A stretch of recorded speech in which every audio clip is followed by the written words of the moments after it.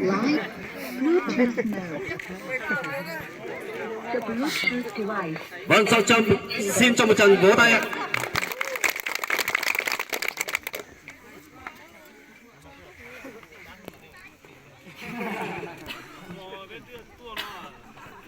Năm mới cho nhiều đá phun cha nó đây là cái sông mà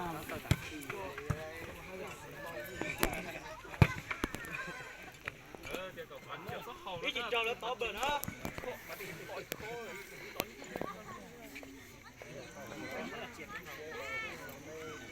nó này học cho nó tiêu không nào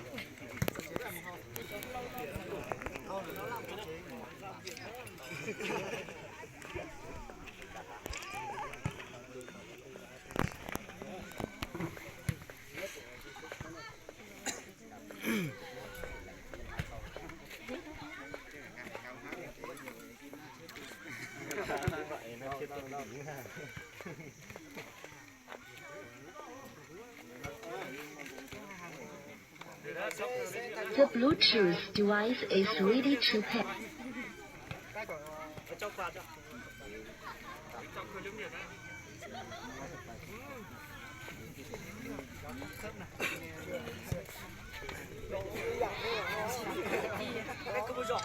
còn đủ màn hình nghe con để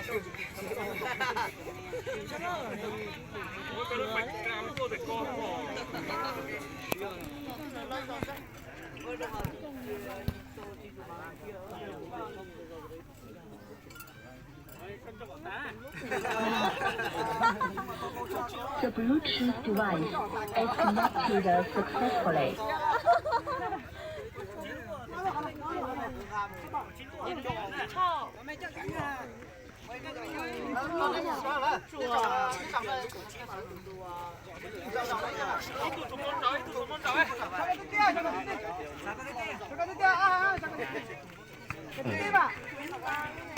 Nào mua tay còn đó chấp rồi đó.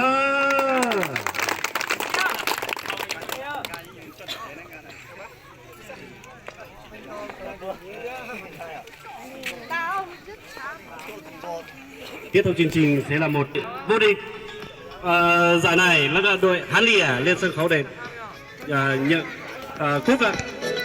Và xin trân trọng kính mời đồng chí Sông Bà Trò, bí thư chi bộ trưởng Bản lên trao giải cho đội vô địch của giải này.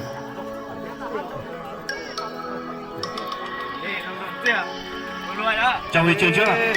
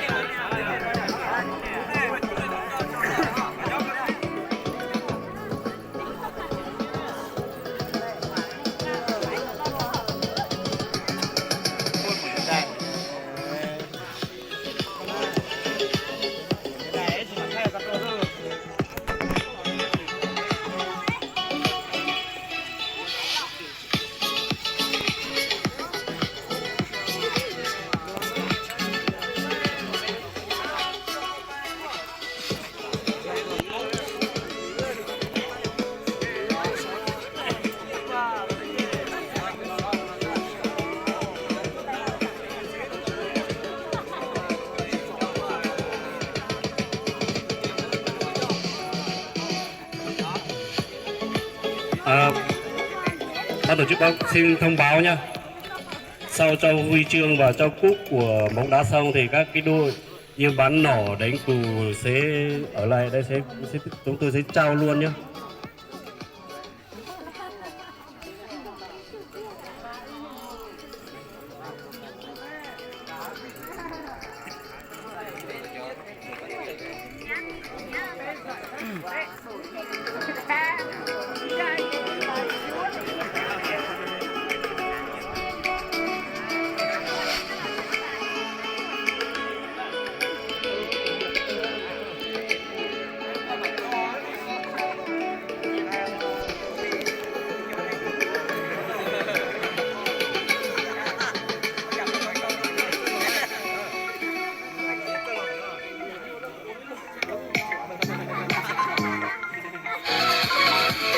Alo.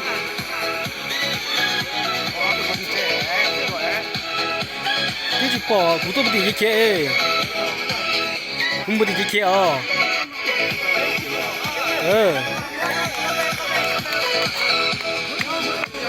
Chị à. Rồi cô giờ tôi bóng à. Cha, dơ lên. Cho vỗ tay thật lực nhiều xem nào. Dơ lên. Vâng. Các cầu thủ có thể đứng lại để các khán giả người ta có thể chụp ảnh đương nhiên đó.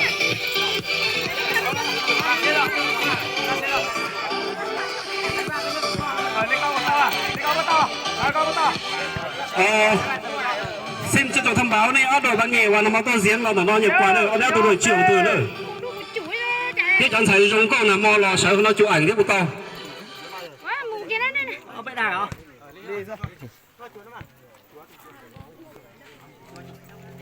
Dơ lên chứ, cũng phải dơ lên hay chứ. Nga sẽ giờ cao lên. Đội chiều đội băng nghề nó mò từ lở lọ con nó Đẹp rồi. bây giờ đội chiều chỉ cho con nó chiến để phân công ý tù lò rồi.